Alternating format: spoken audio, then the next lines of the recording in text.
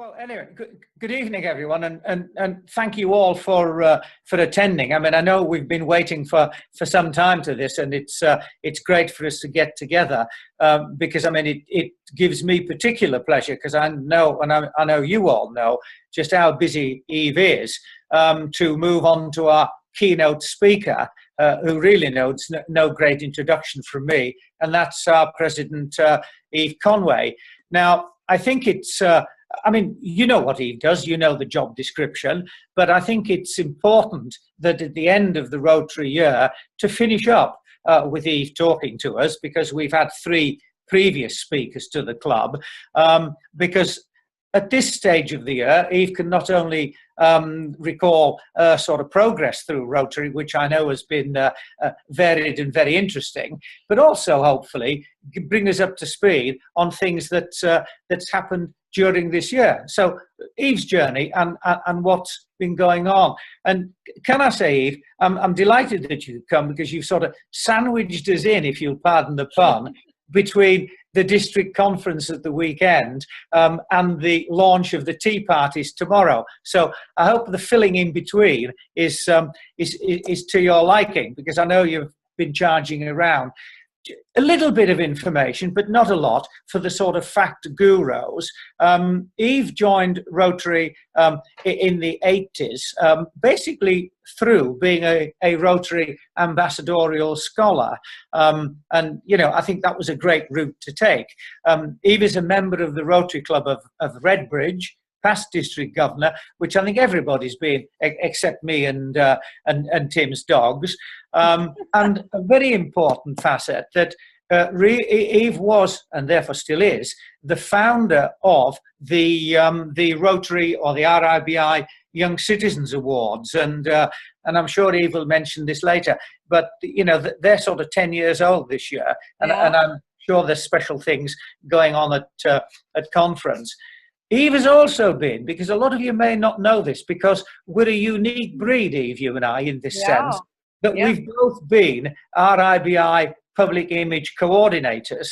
RI, exactly, public image coordinators. And, you know, and that is something that we really get to know the district. So without any further to do, I'll hand you over to Eve, because I'm confident that Eve will have lots to say to us. And could I ask you, Eve, now to speak to the assembled mass? Well, good evening, everybody. And actually, I should be at my club meeting tonight. So this is a make-up for my club meeting. And it's absolutely great to be at an e-club meeting. I have actually also taken part in the e-club of East Anglia as well. So it's not the first time for me with this meeting. So really looking forward to answering your questions a little bit later on. But I wanted really to start by giving you some background about myself and my Rotary journey, and really why I got involved with Rotary.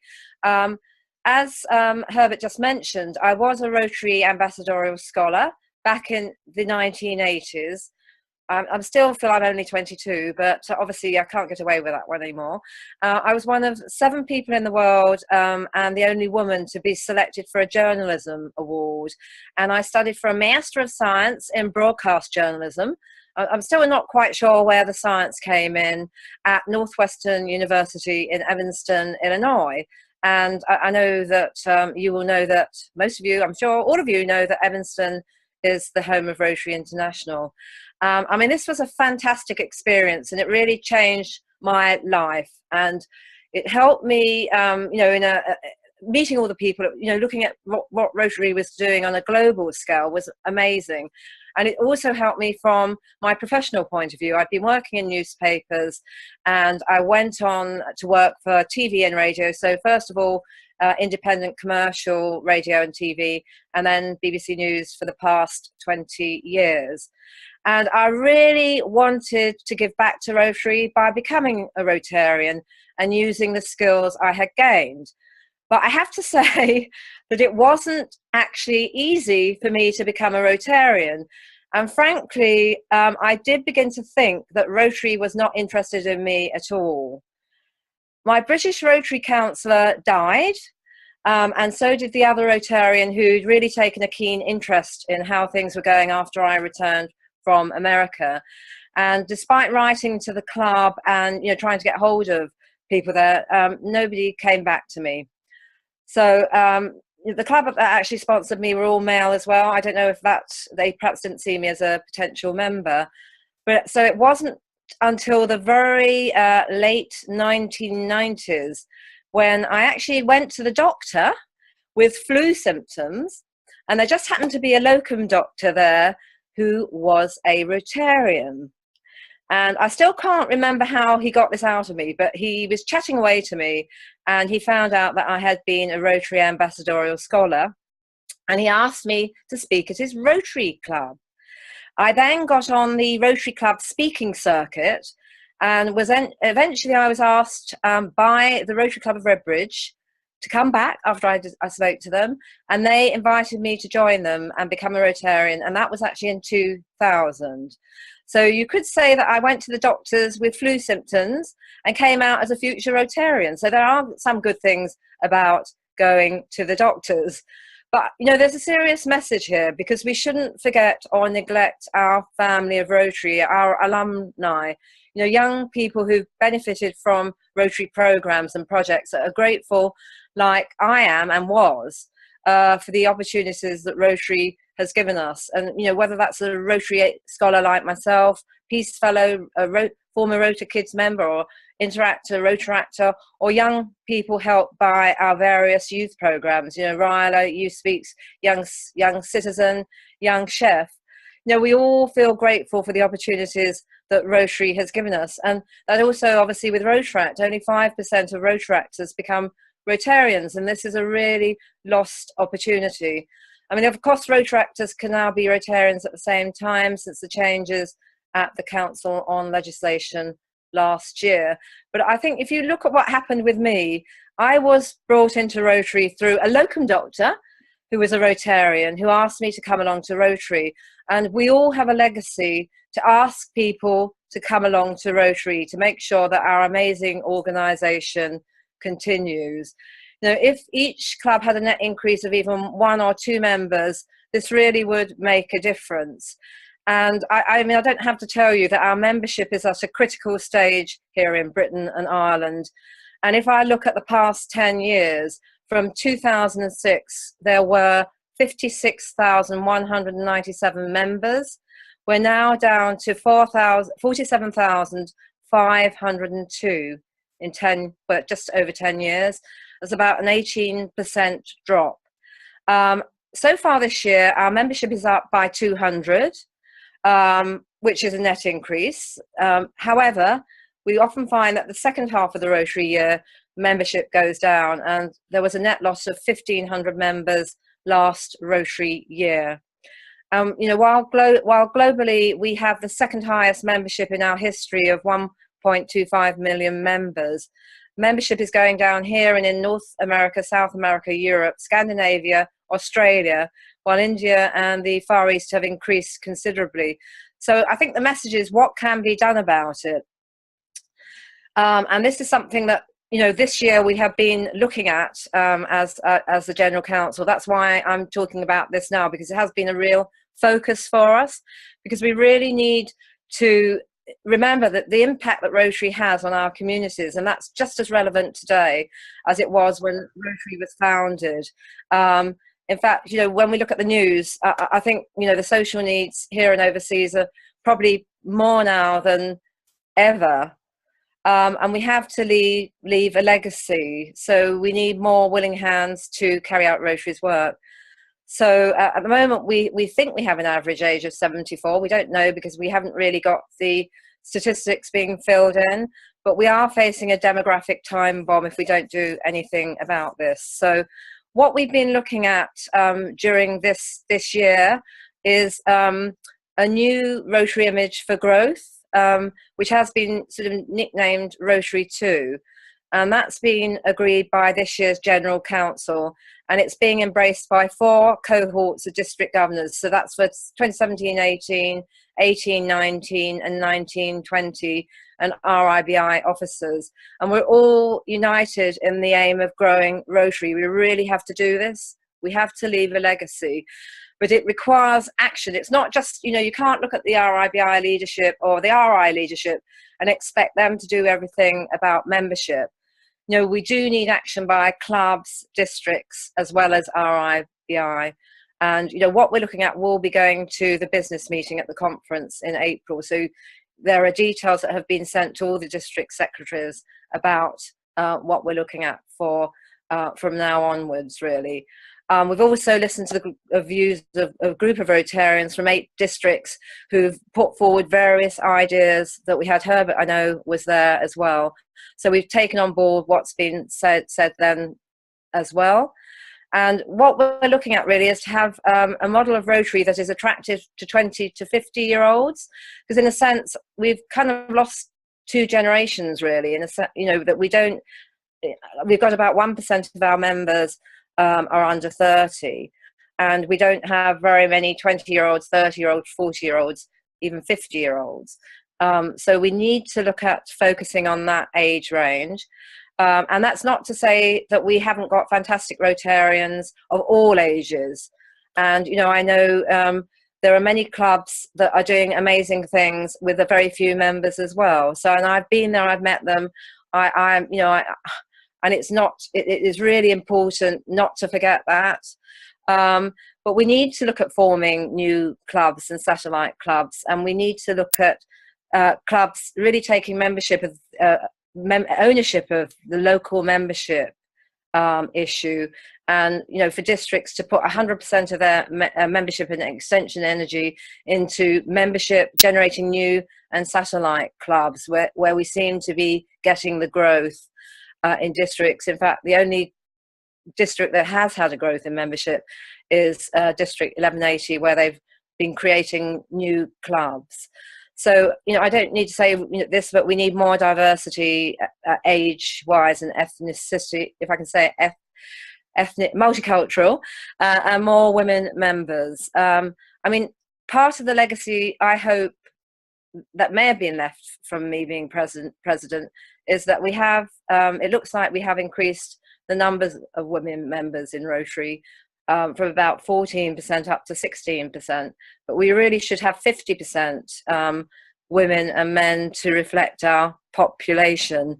I was the first woman district governor in Rotary in London in 2012-13, and the second woman RIBI president, and I'm finding even this has changed stereotypes, where I go out and meet members of the public and they say to me, oh, they didn't think women were in Rotary. Well, obviously we are. And some of the interviews I've been doing for women's magazines have been also to change the stereotypes that unfortunately are still there. As I said, I'm very happy to take more questions on the membership and the plans for the future later on. But I also really wanted to move on a bit to some of the highlights of this Rotary year. And of course, there are still 4 months to go, so it's not over yet. And the first one is really that the two Rotary clubs that I was involved in chartering at the start of the Rotary year, Wrexham Glyndŵr in North Wales and Marlow Bridge. Now, both of those clubs were satellite clubs in February and chartered as full Rotary clubs in July. Both of them are made up of working age people, both men and women, who meet twice a month in a pub, don't have a meal, and do hands-on projects, and are really making a difference to their local community. And what's happened, for example, in with Marlow Bridge, Marlow Club and Marlow Thames formed that club because they thought there was room in that area for a younger generation club.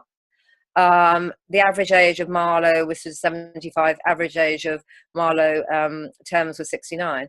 But what's happened both with Marlow Bridge and the club that formed Wrexham Glyndŵr, is not only are the new clubs gaining members, but so are the established clubs.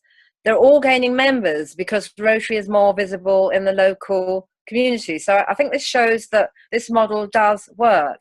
And I must say, I was also delighted that first person I inducted as a Rotarian in Wrexham Glyndŵr Club was actually a former Rotary Young Citizen Award winner from 2010, a Polish migrant, Maciej Sukala, he's now helping other. Well, at the time when he got his award at the age of 15, he'd been bullied, he felt isolated, he couldn't speak English when he came to Wrexham, and he actually decided that he was going to help other young people and other refugees and other migrants. And now he's also doing the same as he's got older at 22. He's running Legal Base and helping people from different parts of the world with legal issues. So he will be at the Rotary in Britain and Ireland conference in Manchester. So one way it's great to actually see what's happening to our young citizens. But then again, it shows you he was grateful for what Rotary did for him. So he's now become a Rotarian. The second thing I really think has been really sort of but so inspirational is meeting so many inspirational Rotarians as I've gone around Britain and Ireland, carrying out great projects and making a difference to their local and global community. It's from the MS Therapy Centre I went to in Wolverhampton, where the Rotarians had actually brought a bungalow and converted it and are now running it with a big oxygen tank there for the MS sufferers to breathe in pure oxygen, and also a nearby hospice which is funded to the tune of around £250,000 by local Rotary clubs recently. And it really touched me when a terminally ill young man who was in a side ward, we went in to speak to him. He couldn't actually open his eyelids at all, but he actually pulled open his eye so that he could thank us. He said he wanted to look at us Rotarians in his room to thank us for what we had done to help him and his family at such a difficult time. And that's really the heart of what Rotary is all about. And it's been amazing, amazing experience to see everything that's going on across Britain and Ireland. And I think the third thing is the success of the Purple for Polio campaign that was launched at the start of the Rotary year. And that's really been taken on board by Rotarians so enthusiastically.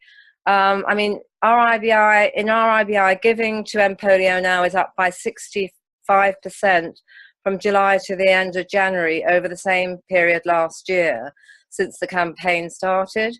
And there's been more than 600 media reports about the campaign this Rotary year, and that's in the national and regional press, print and online, and also the broadcast media, including coverage we had on the Lord Mayor's show live on BBC One.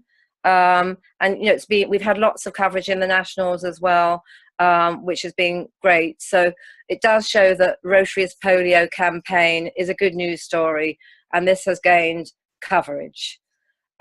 We've got our Purple for Polio celebrity ambassadors who are spreading the message as well on their blogs and social media. For example, Connie Huck, has 1.24 million followers on Twitter. So, that's another area where we're spreading the message. And we've also had a Wilkin and Sons Tiptree Jam and Thai food tea coming on board. And they're using all their media outlets as well to spread the message about Rotary and our campaign to rid the world of polio. And we have our partnership with the Royal Horticultural Society and have planted about 7 million purple crocus corms across Britain and Ireland that are now beginning to bloom.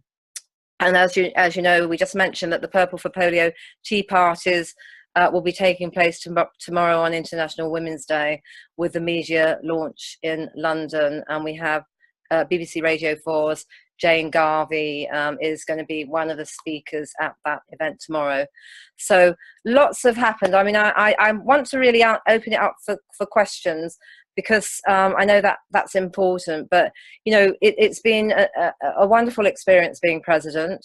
And, you know, I'm very honoured, and it's great to have the opportunity to be able to give back. Having been a scholar myself and benefited from Rotary, to me it's very important to be able to give back for that, because that experience really changed and transformed my life in so many ways. So I'll hand back to Herbert, and obviously I know there are questions that people want to ask, and I want to give time for people to ask those questions. Thank you. Okay, thanks, Eve. We have had some previously submitted questions, so Herbert will actually read those out first if everybody's happy about that, and then we'll move into the live question time. Can I ask you all to use the electronic hands up, please, which is a lot easier than trying to spot hands flying around.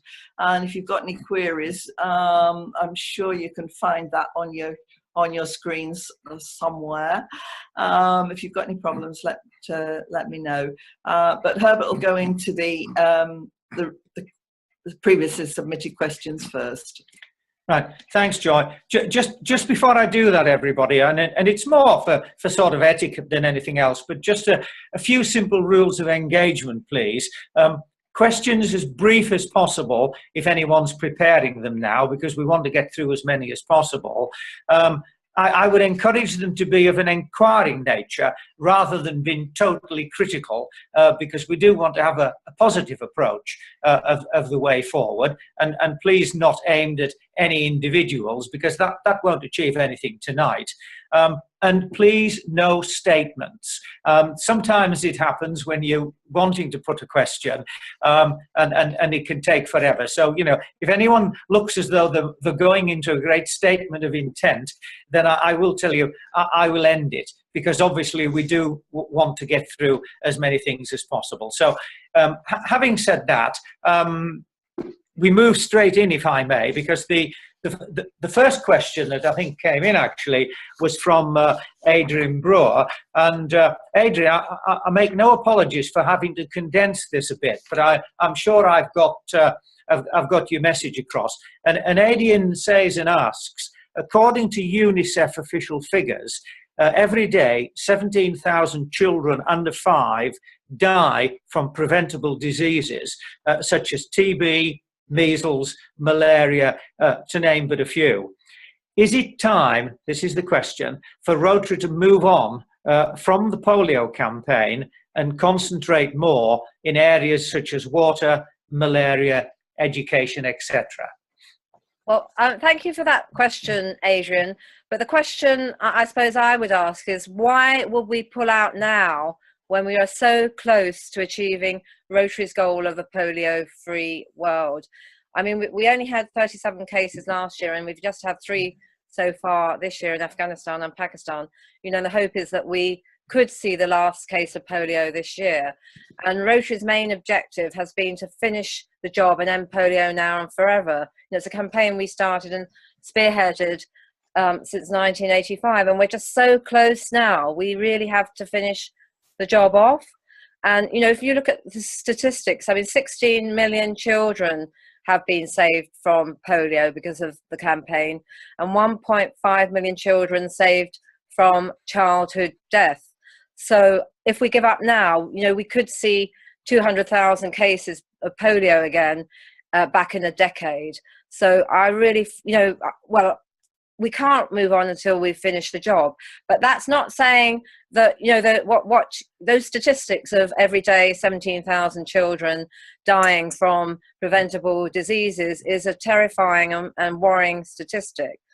But, you know, Rotarians do work in these areas, such as you do, Adrian, you know, in the providing clean water, and, you know, in the areas of malaria and education. They're all areas of focus of the Rotary Foundation. So that work is going on. So my answer is we've got to finish the job basically, but work is important in those other areas that you've mentioned, and that work is being done as well by Rotarians. So I hope that answers your question. You can come back to me on that if you want me to say anything further. Yeah, hello. Can I come back? Yeah. Yes. Hello, Eve. Hello, everybody. The reason I asked the question was that it was slightly condensed, because my question wasn't that we should leave the polio campaign behind, that we should still be involved in it. But when you talk to people at World Health and UNICEF and wherever, right, if we stood back and spent the millions of dollars that we spend on other things, like malaria or whatever, right, the program for polio is not going to stop. It won't stop because we stand back. And I, as a Rotarian, and now I've been here for 5 or 6 years, right, the thing I like about Rotary is that it's innovative and it moves forward. And what happens, what I find with polio, the project, is that we spend an inordinate sum of money. People go to countries and put drops into children's mouths in India, where polio has been clear for 2 years now, nearly 3. Which is what is brilliant, right? And you know as well as I do, Eve, that I put a shed load of money into polio. So I'm not saying we shouldn't do it, but I just feel that it inhibits a lot of the other programs. And when I talk to people who work in malaria, who work in other areas, they feel that, you know, fundraising is quite difficult when everybody's chucking money into a polio pot. And so my question isn't, it's not a criticism of the polio campaign. It's not even a criticism at all. It's a question that I'm saying, should Rotary as an organisation start thinking about being in the vanguard for doing something, more, relevant, I would say, because, you know, when 17,000 children die every day of one disease or another, no one dies of polio, it's because we were there at the beginning. But we've done, you know, and this isn't going to, the campaign won't stop because we stand back. Yeah, that's my opinion. Right. Yeah, I mean, it is something, though, that has Rotary started and has spearheaded. So it's very special that we are there at the end as well. And, you know, obviously Rotary International will be looking at other areas to work on once we have ended polio. But, you know, it's just so close now to actually seeing a polio-free world. And I think, you know, for Rotary to pull out now, I just think, and it's been Rotary's goal, its major project goal, its #1 goal, to actually pull out at the end, I think would send a very strange message. But I'm not at all saying that we don't need to do work, you know, to help other diseases and control those. We do. But I think, you know, polio, we have to get rid of it now and forever. Right. Thank you, Eve. If I could come in on that, because I hope that's answered the question, and we must move on to other things. But just 2 observations there. RI already has in place a strategic group that will kick in as soon as the whole world is declared polio free, and they're already exploring ways and means of what does RI do next. So it's not as if we're just sitting around waiting for things to happen. Things are there, and you know, I do think we need to get to the end of it and move it on from there. So could I just ask the next question, and thank you, Adrian. Liz Yardley put 2 questions. I've chosen one, Liz, if that's okay. And basically, Eve, it is this. Being a club president does not necessarily make a good AG or DG. Is our selection process smart enough to get the real talent for the job, and how can we improve it? It's a good question, Liz. I think, you know, the question there, it raises sometimes the problems we have in actually identifying people for these roles. And, you know, I mean, in my district, for example, we have elections for district governor. I've been hearing from my cohorted district governors that some of them just were put into that role because nobody else would do it. And that's not really a situation we should be in.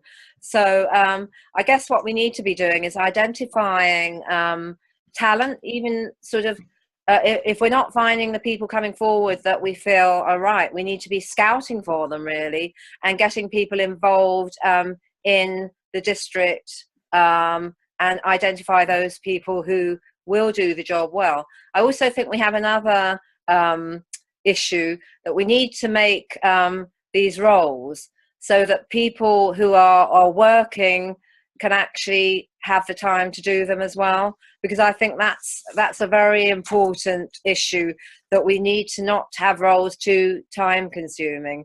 So those are my thoughts on that. I know I'm hearing you know, perennially really, that people are having problems finding the people they feel are right for the jobs. So it is an area we need to look at. I hope that sort of answers your question. Thank you, Liz, and thanks, Eve. We have a very interesting question here from Richard Cooper, and he says quite simply, why do we need an RIBI president? Well, there's a question, isn't there, really? I'm sure that's been asked a few times, I know. But I feel we do need to have you know, a face and a focal point for Rotary International in Great Britain and Ireland. I mean, practically all other organisations do have a head of their organisation in some way or another, you know, whether it's called a president, a chairman, an ambassador, a patron. And so I think it is important to have that focus. Also, the RIBI president role should be outward facing as well, you know, so that we can actually promote our organisation to the outside world. I also feel that we need to sort of encourage and motivate and inspire Rotarians as well. So, you know, I personally feel there is a role for the president. I do feel we have to focus, and I think, you know, that we need to focus on the outward facing activities so that we do promote Rotary to the public and other organisations, like-minded organisations. And I just wanted to give an example, because next week Rotary in Britain and Ireland is involved with a Big Bang Fair at the NEC in Birmingham, and there's about 90,000 attendees there. It's aimed at encouraging young scientists and engineers. And for the first time, we are actually presenting a Rotary Award for Medical Advancement. And as president, I'll be presenting that award to whichever young person is chosen to get that award. So I think that's an outward-facing role as well. It's an outward-facing activity by Rotary in Britain and Ireland. And I think those are the sort of things we should be doing more of. Ian Shaw from Kilmarnock Rotary Club has sent quite a collection of questions, and Ian, you've won the prize for the most person who's paying the greatest attention tonight, I have to say. But I'll pick them as it came in for the first one, and this is an interesting one, Eve, because there's been a few maps posted on Facebook the last few days about proposed changes for the zoning within RGBI. The question is, because we don't incidentally have Belgium with us, as far as I'm aware, Ian, but as we understand it, that the Zone 18A would change, and only the bottom section, the 6 most southerly districts, would link up with Spain, Portugal and the Netherlands, and the rest of what was their district or zone would be incorporated into Zone 17. Now, do you have any views on that? Because I know it hasn't been ratified. It's actually the RI board made a decision on rezoning, and I can tell you what they're looking at. I mean, I think we will still be one Rotary in Britain and Ireland, and the General Council are actually going to be discussing this probably on Monday now, actually. But at the moment, I can tell you what it is, that they won't be called 17 and 18, it will be Zone 19 and 20. So in Zone 19, the proposal is that the districts will be 10, 10, 10, 20, 10, 30, 10, 40, 10, 60, 10, 70, 10, 80, 1090, 1100, 1150, 1160, 1180, 1190, 1210, 1220, 1230, 1260, and 1285. In zone 20, which is sort of southern England, Portugal, Spain and the Netherlands, there'll be 1110, 1120, 1130, 1145, 1175, 1200 and 1240. So you've got 1, 2, 3, 4, 5, 6, 7 in that zone 20. So we are discussing this at the start of next week. I mean, the overall feeling from what we are being told by our RI director is that you know, this won't make a difference really. And obviously, you know, with our internal organisation, we are still Rotary International in Great Britain and Ireland, so we are still working as a unit. It's just that the zones we're in will change in 2020. Thank you, Ian. Would you like to come back on this, because I'm quite sure you'd like to explore that. Hello, Ian. You've muted him. No. Hello. Yes, Steve. We can hear you. Hi, Ian. Hi. How you doing? My thoughts were really just along the lines of what effect it will have as far as our appointment of RI directors are concerned. I think it might reduce our capacity there somewhat. Yeah, I mean, there'll be, so in one zone, they'd be sort of every couple of years, and in the other zone, it would alternate with the other countries, really. They still have to work that out, actually, because that hasn't really been decided. And I understand this is being looked at on, you know, at the start of July. So it would mean that probably what we would be looking at is that all of Rotarians in Britain and Ireland would vote whether for the RI director, if, for example, you know, you've got the zone 19, then the clubs in zone 20 would be able to vote as well. So at the moment, you know, we're discussing it as General Council, as I say, at the start of next week, and we're going to be asking quite a lot of questions from our RI director about exactly what the implications are. So, but it's fair to let everybody know what's been proposed by RI with the rezoning. Yeah, I understand that, Eve, and I appreciate that it's to do with the relative numbers we have in the various districts, and there's nothing much we can really do about that. Well, what's interesting is you need 35 at the moment. 35,000 members is meant to be for one zone. So we are at the moment we're too big. We're too big for one zone, but we're too small. So we're too small to be, if you see what I mean. So we've been split into two zones. Yeah. Africa, which has less numbers, Africa is much lower in their numbers, but they're actually having a zone of their own, because there's been a lot of complaints that they've been linked sort of with Europe, and they're, you know, the whole massive continent really. So, you know, we are going to be discussing this, but that's just to outline, you know, what's come down to us from RI. Okay, thank you. Okay, thank you. I mean, I do want to get through all the written questions first. I know there's one or two people with hands up, but it's important to do that. There is a question from Margaret Cooper, who unfortunately can't be with us tonight. And this has got a bit of a sting in the tail, Eve, but I think it's important to air it because of a lot of comments that's been bandied around Facebook over the past few weeks. And the question is this: as you're in your final quarter, what suggestions, as a media person, would you give to incoming President Dennis on how to reconcile the fission of an absolutely dysfunctional PI, MPRC, RIBI committee, which is a very important body needed to achieve one of RIBI's 8 areas of focus and to implement the vision of the Rotary regeneration? So, bit of a sting, but I'm sure you can handle it.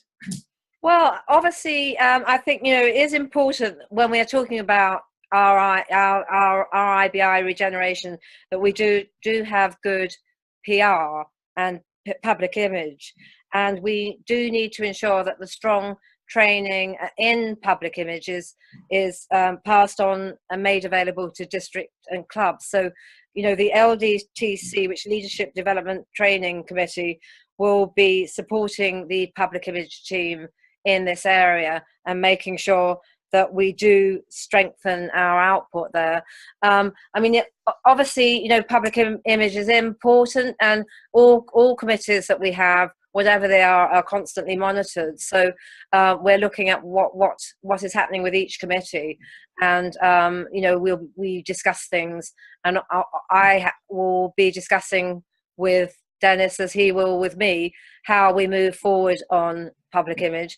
I do know that I probably will be quite involved in that as well during future, as I have been in the past, because obviously that's my background. So I will be involved in helping in that area as well. Right. Thank you, Eve. And Liz actually put a second question, and I think because we have time, I think again this is important. And Liz says simply and succinctly, is there any chance of reverting to the inclusive national assemblies? At the moment, you know, when we started the regional assemblies, it was agreed that they would go for 3 years. And then after 3 years, and we're now in the 3rd year, there would be a review of how effective they have been and whether they've worked. And that will be a very frank and honest review. So I can't prejudge that review. I think, you know, obviously the decision was taken because of the costs of everybody going to Birmingham, to the Hilton there. It went up and up and up. I mean, I personally enjoyed when we were all together, and actually that's how I sort of got to know much more about Rotary and got involved. But we have to be practical, particularly with falling membership, about the cost of everything, and we're certainly under focus, as you know, from our membership on the costs of running RIBI. So the answer is it will be reviewed. So immediately this round of regional assemblies has finished, it will be reviewed. How do I think there will go back to the way it was? I have to say, I think it's very unlikely because of the cost involved of holding, you know, everything at that main hotel in Birmingham. So, but I can't prejudge it because I don't know exactly what the review will say. So okay. I hope that answers your question. Thank you, Eve. I'd like. Is Liz nodding? She's nodding.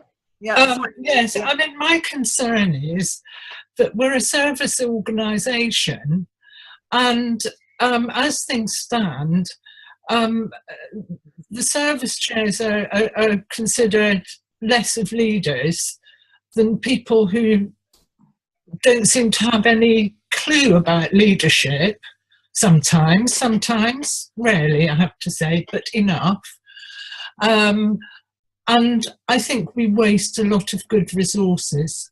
We've had a lot of attrition with really talented people. I think that's important what you're saying, Liz, and I know that this will be taken into consideration. And you know, I have a feeling that things will be looked at in a different way. You know, we may look, you know, it could be looked at that those people are brought back together again. But as I can't prejudge, but I know that all the opinions will certainly be taken on board, and right. Serious will be taken up. You know, how they've worked over the 3 years. I mean, they have improved over the 3 years, but obviously we've got to take a critical look at it and see, you know, exactly where we need to be in the future with them. Why do you think they've improved? I mean, because it's coming back to the districts. Yeah, well, that's something that needs to be fed in as well, Liz. Yeah, and you must feed that into us as well, which I know you will. So okay. We will listen.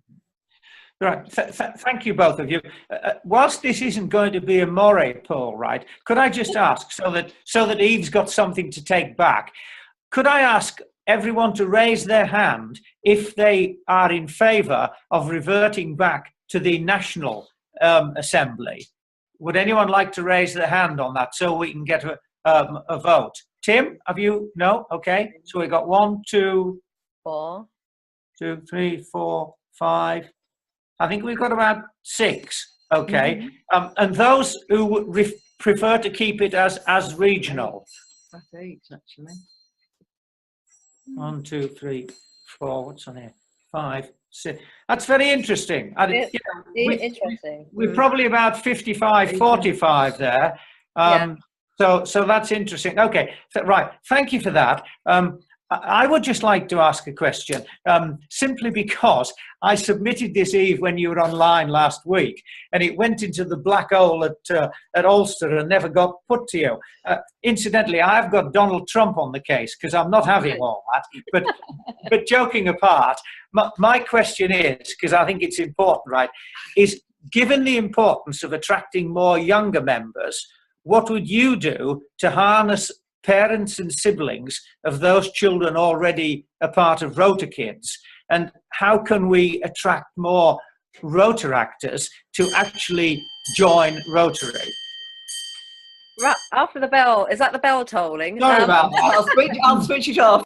I mean, this has been a big issue, really, hasn't it? That when all the youth competitions and youth activities we arrange, we don't use them enough as opportunities. You know, we've got tremendous PR and membership dividends there with not only the young people, but their parents and teachers. So we really need to do that with everything we do for young people. Involve the parents and involve the teachers. You know, ask them along to your Rotary Club and get them involved in Rotary projects. I think that's really important. Even at a conference I was at last week, I know they were doing Youth Speaks, but they had no details they'd given to the people, the parents of the people who were taking part.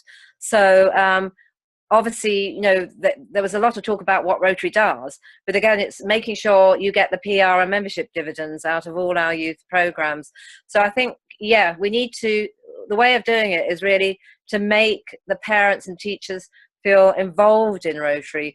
And I mean, I did go to one event where a Rotaract, Westminster Rotaract event, and it was really interesting because the parents of the Rotaractor were there, and they'd actually joined Rotary through their daughter being in Rotaract, because they were so, you know, enthused by what Rotaract was doing. So they joined. They were too young to join Rotaract, so they joined Rotary.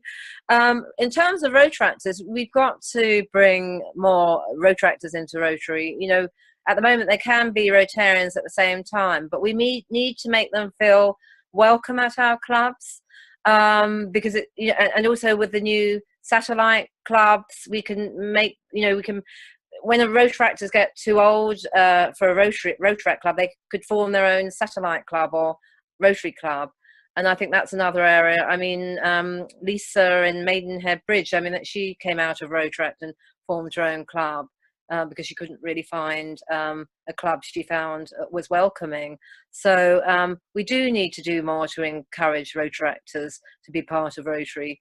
As I mentioned, that figure of 5%, that's awful, really. Hi, Emmy, would you like to just come in on that? I mean, are you likely to ever join Rotary once you've finished Rotaract? I think I would join Rotary, but there would be a gap. There would still be the gap there. I think one of the issues with the younger members is, for our club anyway, a lot of the members are still in education. So as soon as we finish perhaps a PhD, we're now at the age where we could enter Rotary, but then we're also at the age when we're starting our careers. And so there's that gap where we're trying to work and make something of ourselves before we actually join our Rotary club. And I found that one of the main reasons why people end up not going straight from our Rotaract club into a Rotary club. There's also, I think, another answer here, isn't there? You know, that we've got the e-clubs like this one, and, you know, that's makes it much easier for busy people if it fits into their lifestyle. Then, you know, why not join an e-club, really? It's an hour. I know it might have gone slightly over now, but you know, it's an hour a week, or when you can actually get online, and that's another way of being part of Rotary, which I think is important. Not to lose the link, really. Okay. Yes, I think the e-club is actually probably the best solution for people who are in that phase between going from Rotaract into Rotary, because it's something that I would quite happily do after I finish my time at Rotaract, would be join an e-club in my spare time, but still continuing my career before I really think I have the time to step back and interact as much as I did before. But get you signed up, Izzy. Yeah. We've got a new member this evening. Right. Thank you, Amy. Can I just float out a couple of things, and then we can move on from this, and perhaps people on the event this evening could think about it. I have a sort of vision that perhaps at some time we could think of making the parents of all Rota kids associate members of Rotary. For 12 months, so that they can dip in, have a synergy with Rotary, and perhaps get together as a group to meet. Just food for thought.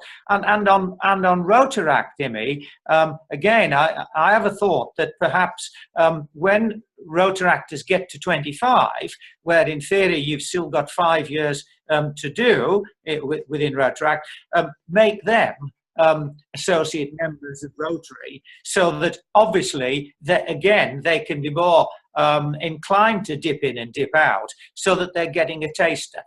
I just throw that out to everyone without any comment, so that perhaps we could think about it now. Because time's moving on, and unless everyone wants to shoot off, because we started late, I think we could continue a little longer, and throw this now open to the floor for general questions, particularly those who haven't asked a question yet, can I say. Has anyone got a question? Hi. Oh, yeah, Andrew. Sorry. Andrew and then Nee. Well, as you know, Herbert, I've submitted some questions initially, but I think one of the most important ones for me is when I am as a ordinary member going to be able to use the DMS system to find other members in other districts if I need to contact them. The system is great for my own district if the data has been populated. I can't really, I have to be honest, I can't answer that question, Andrew. I need to talk to the support, to Amanda and James at RIBI Support Centre, because I haven't got the latest information on that. So I can ask that question for you, but I honestly have to be honest, I can't answer it. That's fine, but just chucked into the mix. Okay, sorry. That's all right. Nee? Yeah, thank you very much. I'm just wondering whether Rotary considers the issue of cost. I know every club, decides, the dues and things like that, but it would seem to me that for Rotaractors and, young ones who are now starting their careers, the cost of being a Rotarian can be very prohibitive. And I'm wondering whether there is no way of maybe, meeting them halfway. In what way? In what way? Yeah, because certain clubs, every club, sets their own dues, to pay for districts and higher dues and the rest. And at least in Africa, where I am now, currently some clubs are charging $350 per year. $350 per year. That's a lot, and people are complaining. And there are Rotaractors here who would like to be Rotarians, but it is prohibitive. And I'm wondering whether, from the top, there couldn't be some kind of a concession for Rotaractors, knowing they are now starting their careers and don't have that much money to dispose of, to make a concession in terms of how much dues they pay and things like that. That's an idea, really.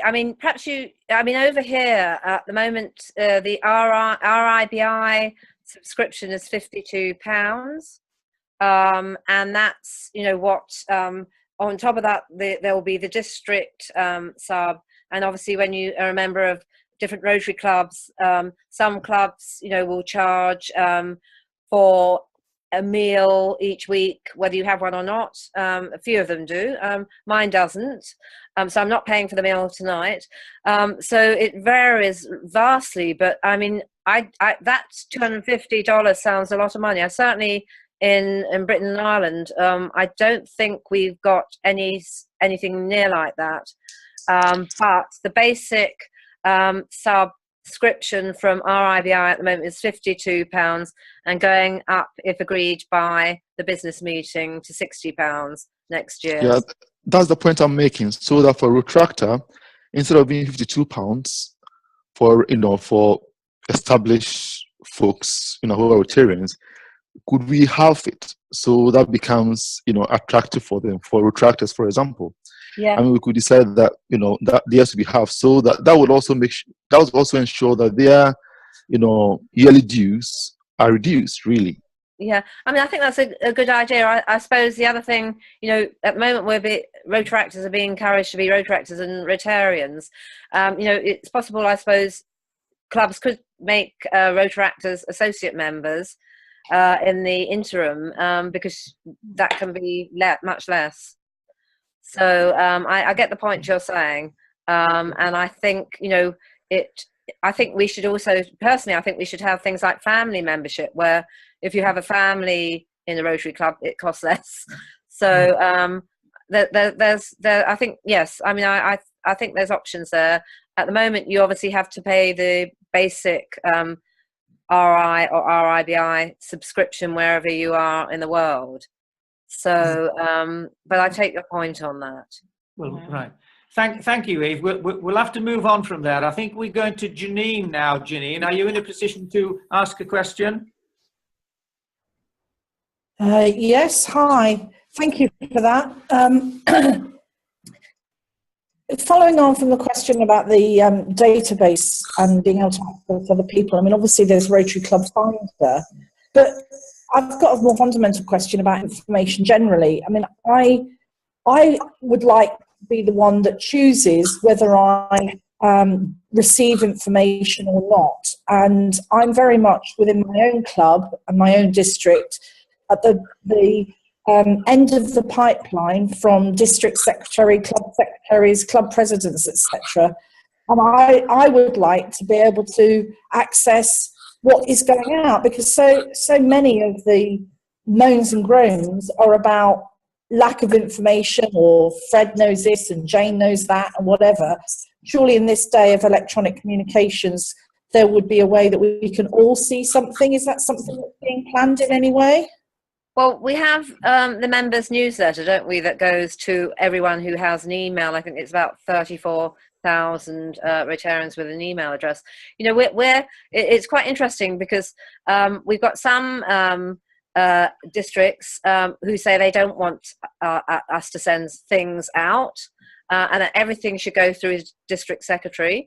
And other districts that want to that they say that things aren't always passed on through that route. So, and also we have complaints that too much is being sent out. So, at times, and then not enough. So, I think, I don't know what else you would want, Janine. I mean, we've got the general members newsletter.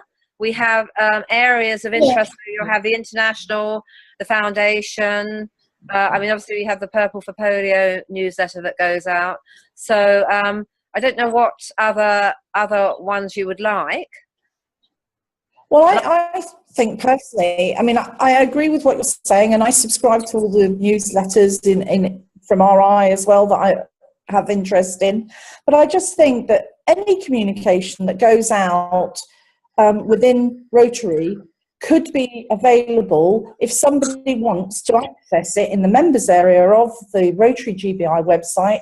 And look, I'm not asking for anything else to be pushed out, just that whatever goes out, people can know that there's a place they can go and find it and look for themselves.